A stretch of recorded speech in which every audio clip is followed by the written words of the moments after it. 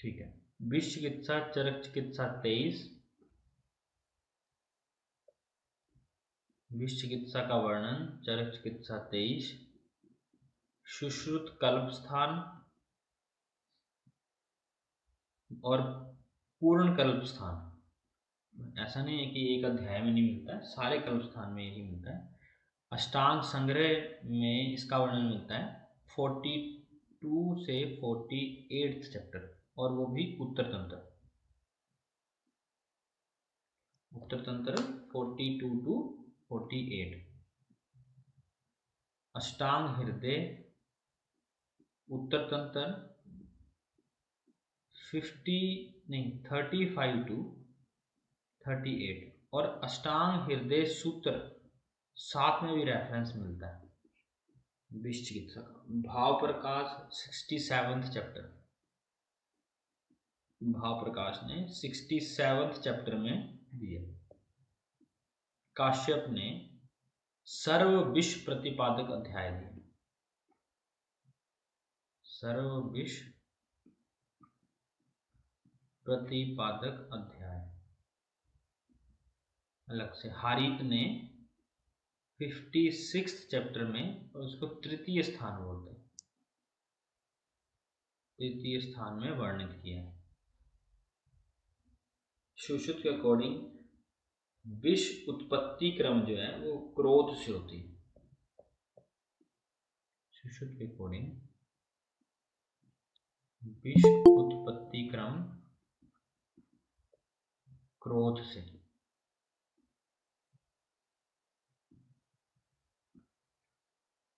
सुश्रुत ने विष उत्पत्ति क्रम जो माना है वो माना है ब्रह्मा के मुख से। ब्रह्मा के मुख से, वो भी कैसा? क्रोध पूर्वक। क्रोध पूर्वक। विष योनि जो है वो जल मानी जाती है। विष योनि जल। विष की उत्पत्ति चरक और बाघभट्ट ने, विष उत्पत्ति चरक एवं बाघभट्ट के अकॉर्डिंग समुद्र मंथन, समुद्र मंथन से मानी जाती है। विष वेग,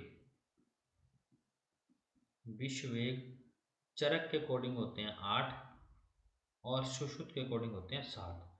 ये क्वेश्चन बन जाता है विष के वेग कितने माने ना। जानवरों में वेग होते हैं 4, जानवरों में वेग 4 और पक्षियों में 3। पक्षियों में वेग होते हैं 3। विष के बारे में थोड़ा सा और लिखना है। विष के गुण 10 होते हैं, चरक के अकॉर्डिंग 10 होते हैं, लेकिन चरक ने जो 10 पूरे किए हैं उसमें उन्होंने एक रस जोड़ा है अनिर्देश। अनिर्देश या अनिर्देश्य रस बोलते हैं। अनिर्देश रस जिसका पता ना चले, ये चरक के अकॉर्डिंग है। सुश्रुत भी विष के गुण जो हैं वो 10 ही मानते हैं, लेकिन उन्होंने एक जोड़ा है अपाकी। उन्होंने अनिर्देश्य की जगह अपाकी माना है। तीसरा बाघभट्ट जो है वो 11 मानते हैं। बाघभट्ट विष के गुण 11 मानते हैं, उन्होंने दोनों ऐड किए हैं, अनिर्देश्य रस भी और अपाकी भी। शारंगधड़ के अकॉर्डिंग 8 होते हैं विष के गुण, और इन्होंने कौन कौन से माने हैं? छेदी, मदावह, छेदी मदावह योगवाही, छेदी मदावह योगवाही, जीवित हर आग्नेय, जीवित हर आग्नेय। ये एग्जाम्पल दिए हैं कुछ उन्होंने, सारे नहीं है ये, लेकिन ऐसे ऐसे नाम से माने।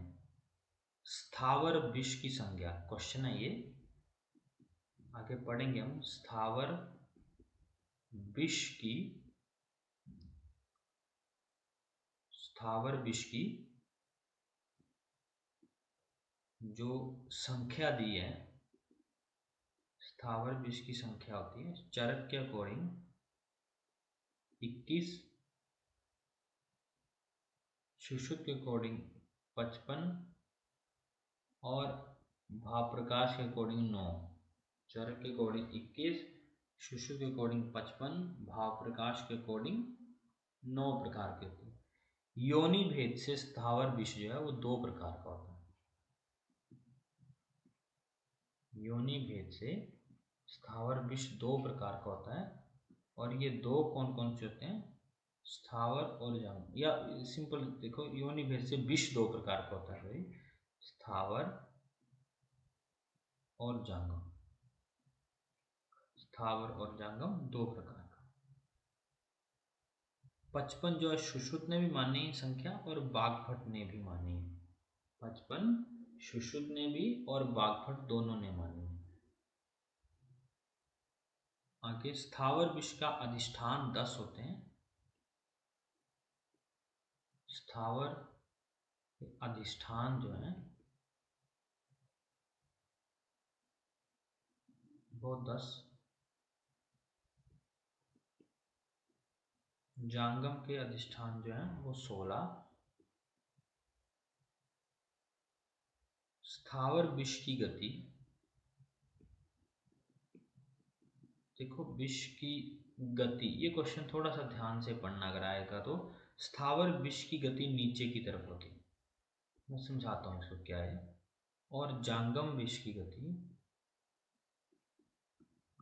ऊपर की तरफ होती है। जांगम विष उस विष को कहते हैं जो कि आपको कोई मान लो कांटा लग गया, या आपको क्या किसी को मतलब सांप ने काट दिया या कुछ ऐसा हो गया, उन वो जो कोज है उसको बोलते हैं जांगम।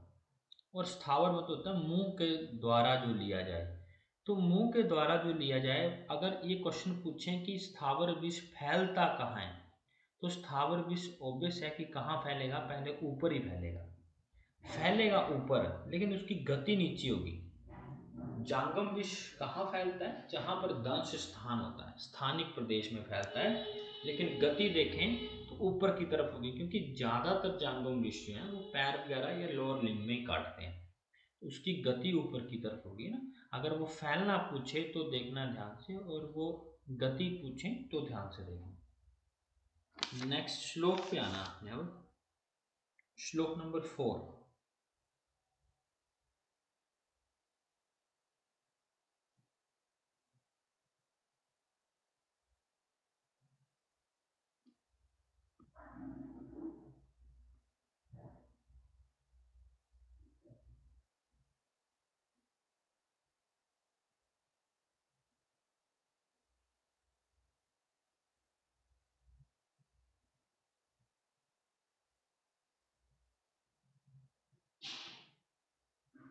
श्लोक नंबर 4 में देखो, आयो श्लोक नंबर 4 पे।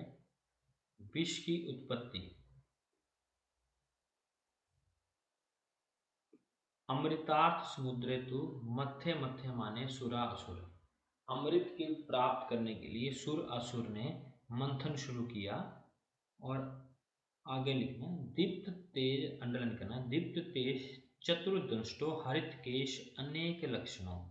इस प्रकार का कोई चीज उत्पन्न हुई। दृष्टा ते 900 विष संज्ञता, उसी को ही विष की संज्ञा दी गई। एक ऐसी चमकीली सी तेज प्रभाव वाली 4 दांतों वाली हरि केशों को देखते हुए ऐसे अजीब सी चीज का उत्पन्न हुआ, जिसे हम विष कहते हैं। श्लोक नंबर 6।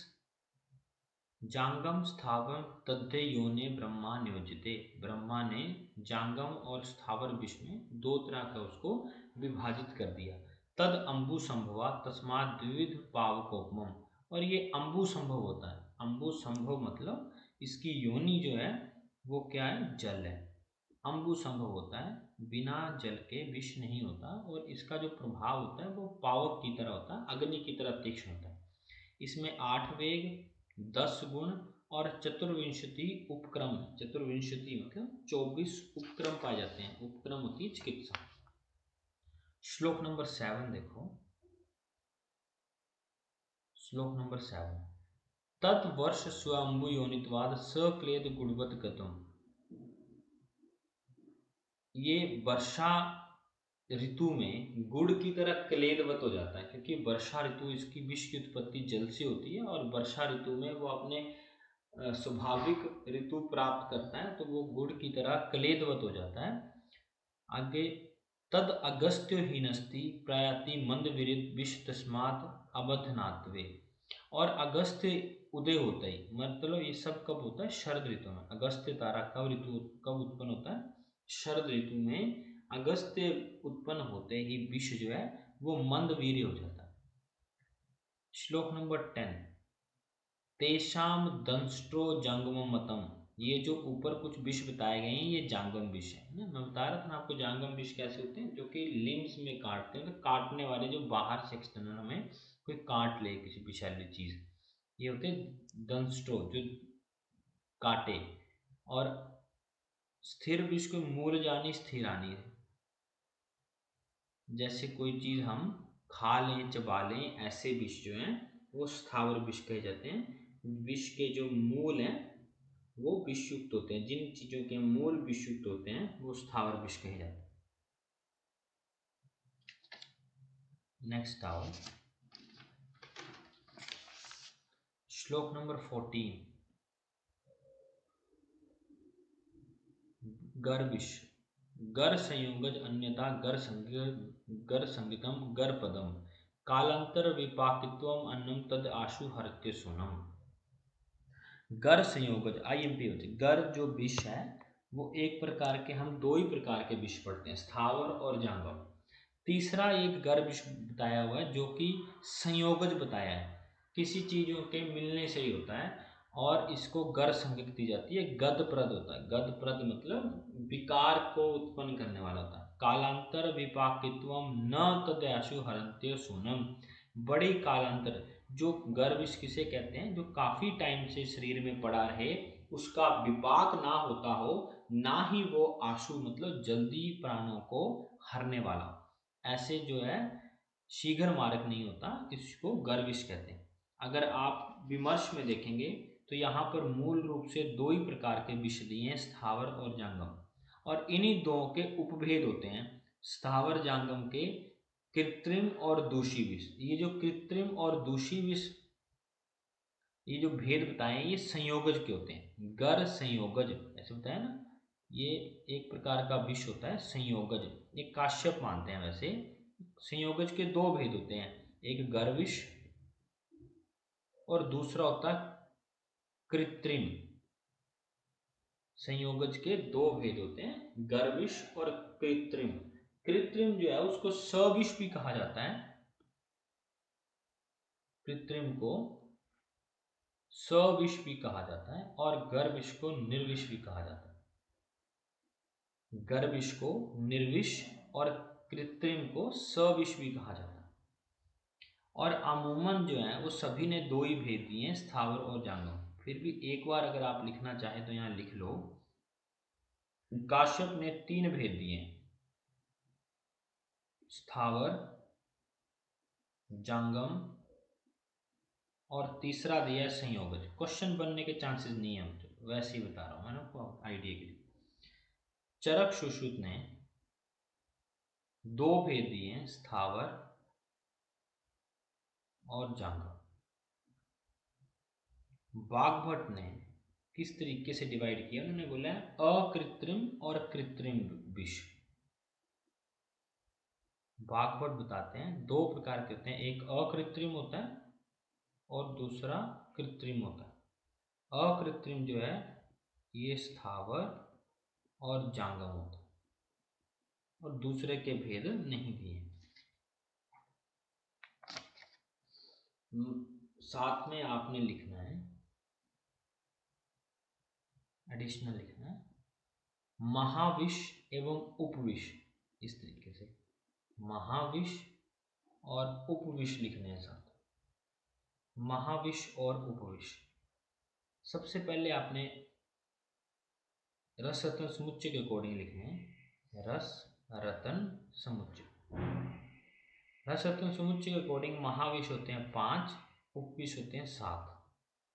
दूसरा शारंगधर, शारंगधर के अकॉर्डिंग महाविष होते हैं 9, उपविष होते हैं 7।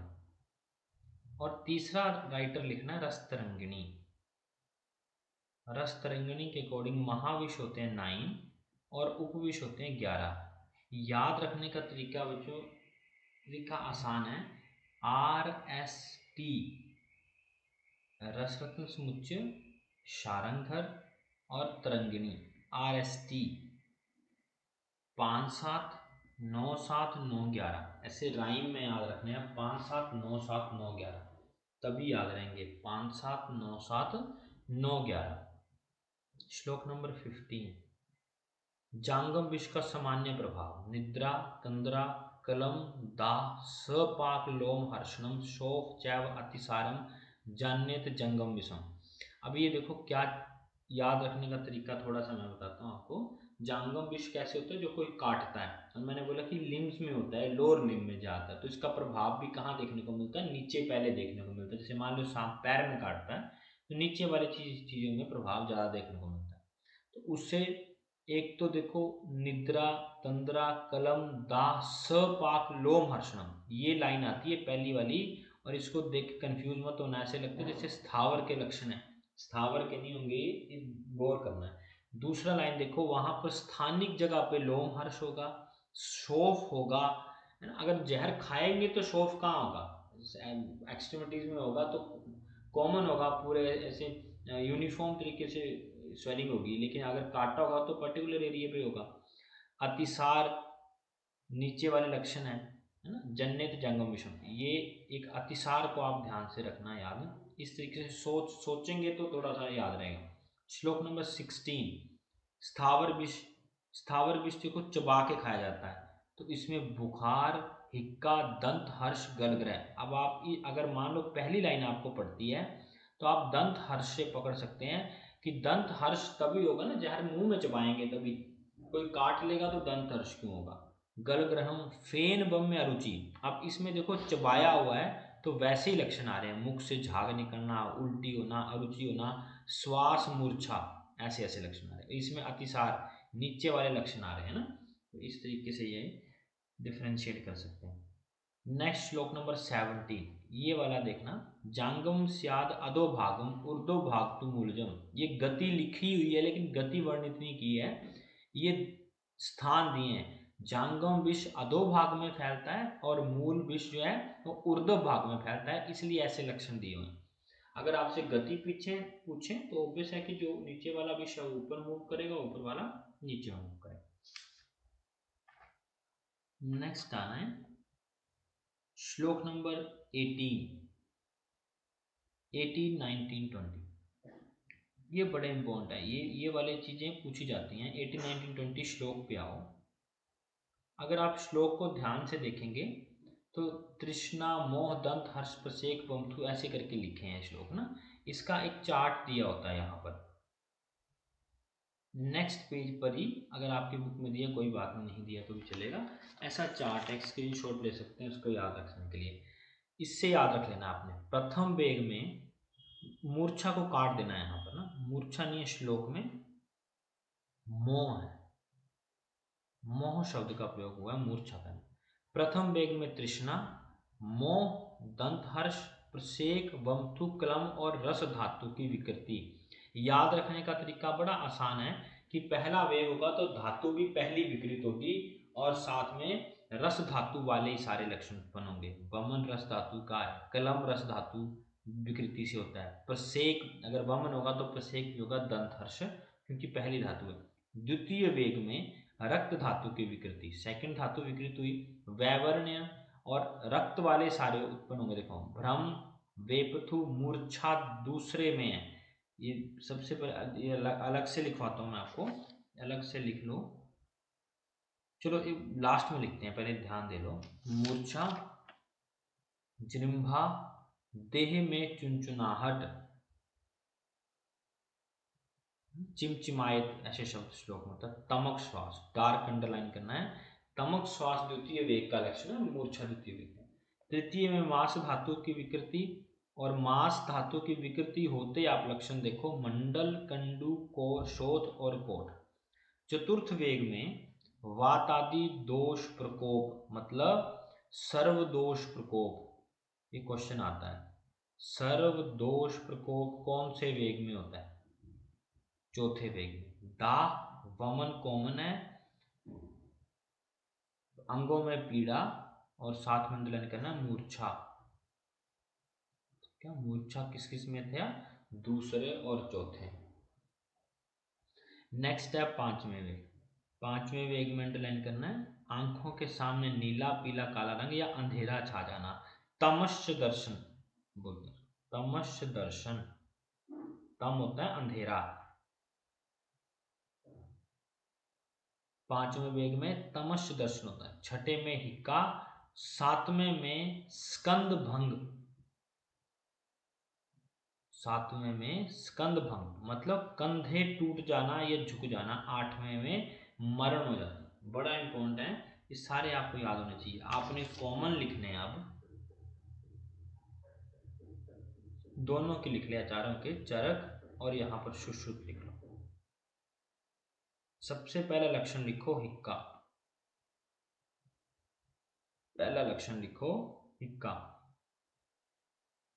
हिक्का चरक के अकॉर्डिंग छठे वेग में, सुश्रुत के अकॉर्डिंग फोर्थ वेग में। दूसरा लक्षण है सर्वदोष प्रकोप। सर्वदोष प्रकोप चरक के अकॉर्डिंग फोर्थ वेग में, सुश्रुत के अकॉर्डिंग फिफ्थ वेग में। और तीसरा लक्षण है मूर्छा।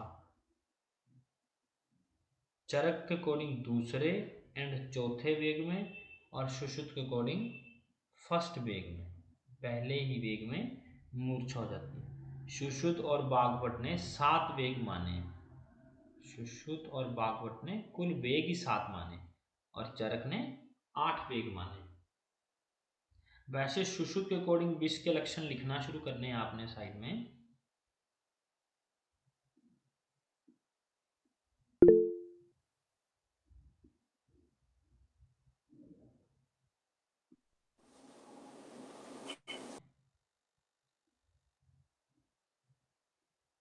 सुश्रुत के अकॉर्डिंग प्रथम वेग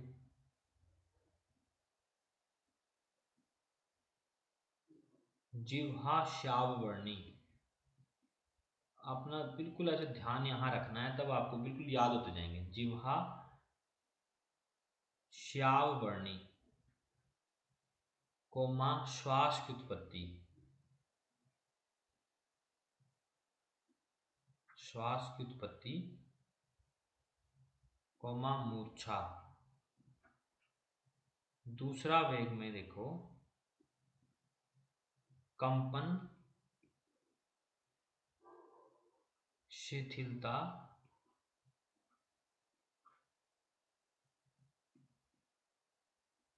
कंपन शिथिलता, दाह, गले में दर्द।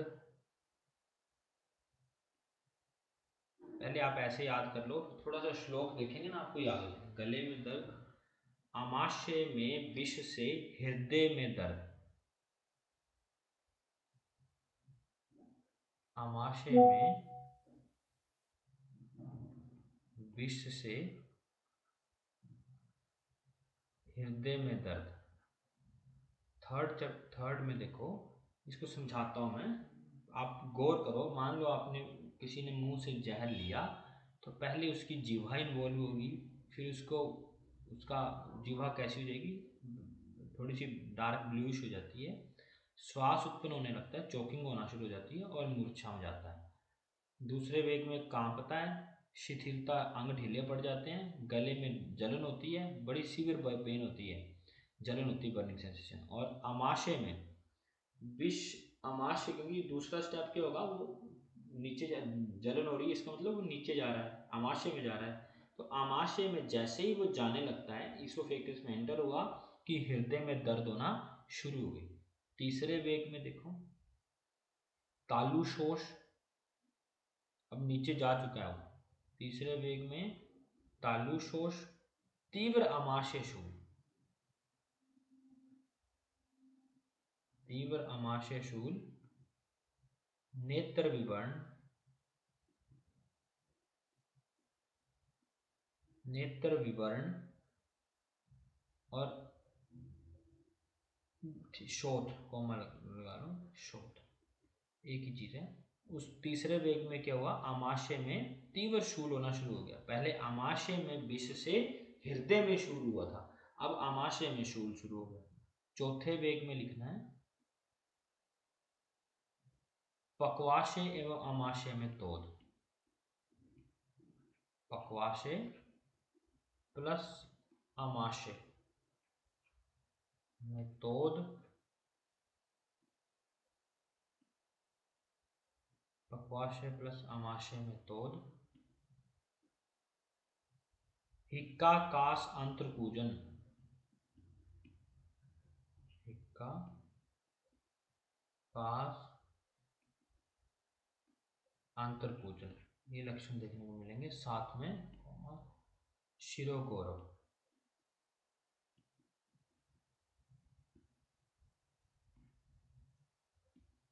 फिफ्थ सर्वदोष प्रकोप, पांचवें में सर्वदोष प्रकोप होगा, कफ स्राव,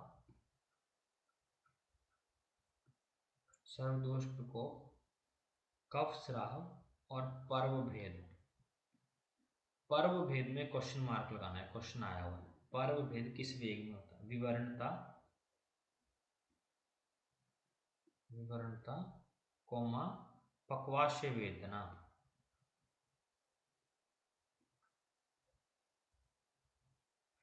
पक्वाशय वेदना। सिक्स्थ वेग में बुद्धि प्राणनाश, बुद्धि प्राणनाश कोमा तीव्र अतिसार, कोमा तीव्र अतिसार। अब गौर से देखो आप, पहले पक्वाशय आमाशय में तोद हुई, साथ में हिक्का कास को आपको अलग से याद रखना है, फोर्थ वे को हमने कॉमन में लिखवाए हैं। और पांचवें में सर्वदोष प्रकोप, ठीक है, पर भेद भी चलो अलग से याद रख लो। पक्वाशय में वेदना शुरू हो गई अब अकेले अकेले, है ना, नीचे आ गया ना जहर थोड़ा सा। तो पक्वाशय में वेदना शुरू होने के बाद उसको अतिसार शुरू हो गया, और बुद्धि, जैसे अतिसार शुरू होता है तो एनर्जी बिल्कुल खत्म लगती है, तो बुद्धि और प्राण दोनों का नाश लगा उन्हें।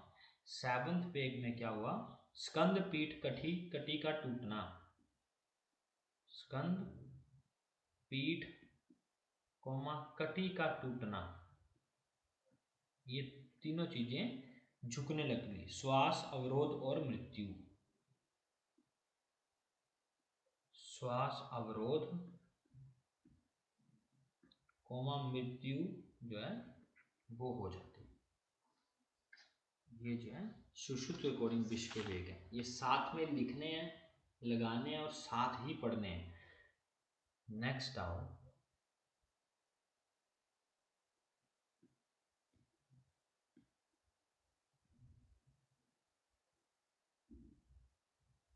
नेक्स्ट श्लोक पे आओ। श्लोक नंबर 21, पशुओं में वेगों के लक्षण, या पशुओं में विष के वेग, पशुओं में स्यात् चतुष्पादम स्यात् चतुर्विधम पक्षिणा त्रिविधम, चतुष्पादों में जानवरों में 4 प्रकार के और पक्षियों में 3 प्रकार के वेग होते हैं। कौन कौन से, पहला है भ्रमति, दूसरा है वेपते, तीसरा है शून्यते, चौथा है म्रियते। पक्षियों में कौन कौन से होते हैं, ध्यायति, ध्यायति ध्यान मग्न हो जाना मतलब, दूसरा है प्रभाम्यति, और तीसरा है शस्त्रांगश, झुक जाना। मार्जार, पशुओं और पक्षियों में, जैसे पशुओं में मार्जार और नकुल को विष का प्रभाव नहीं होता, मार्जार होती है बिल्ली, मार्जार कोमा नकुल, नेवले में विष का प्रभाव नहीं होता, मार्जार एवं नकुल में विष का प्रभाव देखने को नहीं मिलता। श्लोक नंबर 24, विष के 10 गुण, लघु रुक्ष आशु विशद वेवाई तीक्ष्ण विकासी सूक्ष्म च उष्ण अनिर्देश्य रसम 10 गुण मुक्तम विषम तज्ञ। वैसे ही सुश्रुत ने अपाकी माना है, जैसे यहाँ पर अनिर्देश्य रस है। यहां से क्वेश्चन जरूर आता है कि किस रस का क्या काम है, किस रस का क्या काम है। तो आपने मेरे हिसाब से श्लोक के साथ साथ आप लिख लो, लिखने से ज़्यादा याद रहेंगे। क्वेश्चन आता है जैसे यहाँ पर लिखा है, विष के गुणों का प्रभाव, रोक्षयात वातम अशैत्यात पित्तम, पित्त की वजह से अशैत्यता होती है। सूक्ष्मयात अश्रिकम प्रकोपेति, सूक्ष्म होने से रक्त को कुपित करता है। कफ अव्यक्त रसक रस अंतराश अनुवर्तते शीघ्रम, शीघ्र व्यवायी आशुवाद, शीघ्र व्यवायी भाव, आशुवाद व्यापनोति, तीक्ष्ण तीक्ष्णत्वात् मर्मघन प्राणघन विकासितवाद, दुर्उपक्रम लघुत्वाद। ऐसे मैं आपको लिखवा देता हूँ। और वैश्यदात स्यात् सख्त गति दोषम, इसको लिख लो ताकि आपको याद रहेगा। लिखना शुरू करना है आपने।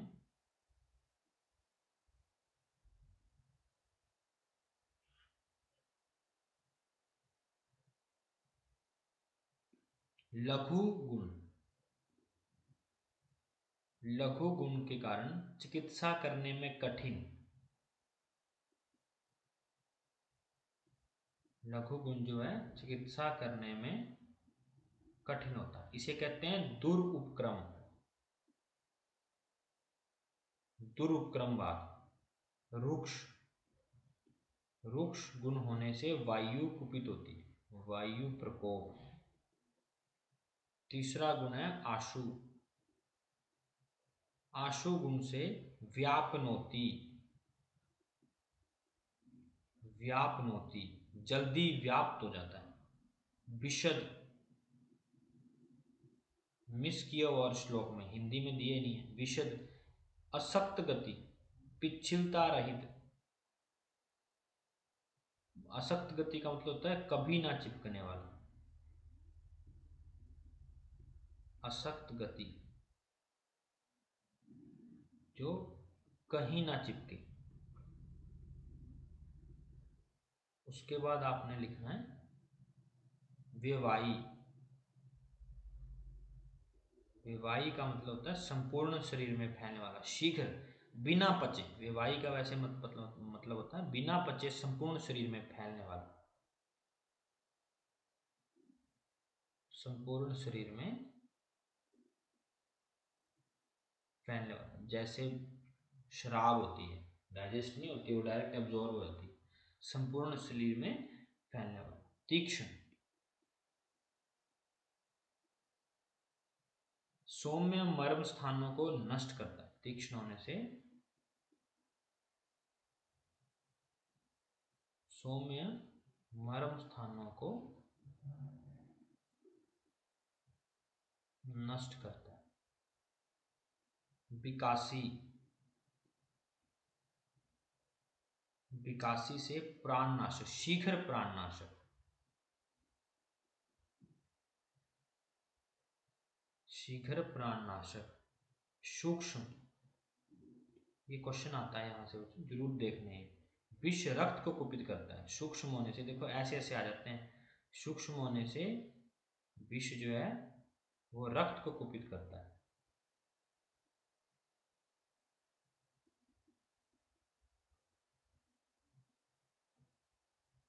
उष्ण, पित्त को कुपित करता है।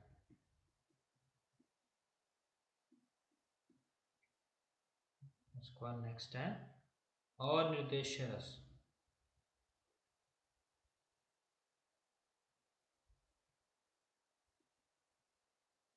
अनिर्देश्य रस, अनिर्देश्य रस होने से कफ को कुपित करता है।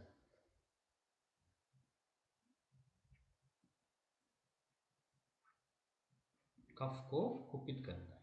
सुश्रुत के अकॉर्डिंग, सुश्रुत बोलते हैं उष्ण होने से पित्त रक्त दोनों को कुपित करता है, पित्त प्लस रक्त दोनों को कुपित करता है।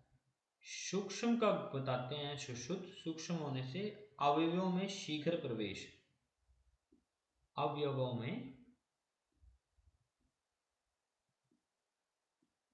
शीघ्र प्रवेश, विकासी, सुश्रुत के अकॉर्डिंग विकासी जो है वो दोष धातु मलनाशक,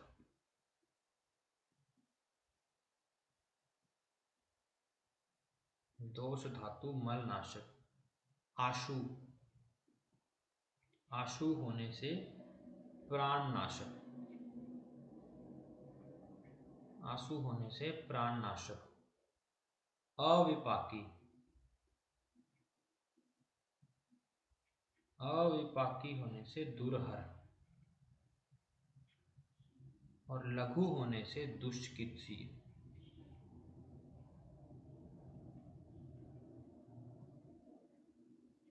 लघु होने से दुष्चिकित्सीय।